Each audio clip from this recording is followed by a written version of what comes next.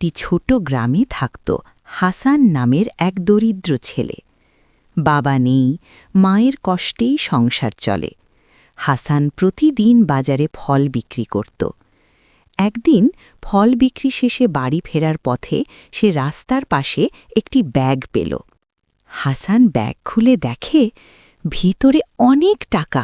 হাসান মনে মনে, এই টাকা হলে আমাদের কষ্ট দূর হয়ে যেত। হঠাৎ তার মনে পড়ে গেল কুরআনের আয়াত, নিশ্চয়ই আল্লাহ সৎ কর্মশীলদের ভালোবাসেন। কুরআনুল কারীম। হাসান দৃঢ় সিদ্ধান্ত নিল, সে টাকাটা ফিরিয়ে দেবে। এক বৃদ্ধ লোক কাঁদতে কাঁদতে বলছেন, আমার মেয়ের চিকিৎসার সব টাকা ওই ব্যাগে ছিল। হাসান দৌড়ে গিয়ে ব্যাগটি ফিরিয়ে দিল। বৃদ্ধ আবেগে কেঁদে ফেললেন, বাবা, তুমি না থাকলে আমার মেয়ে বাঁচত না। এখন গ্রামের সবার সামনে বৃদ্ধ লোকটি হাসানকে দোয়া করলেন এবং বললেন, এই ছেলেটি আসল ধনী, তার সততা আছে।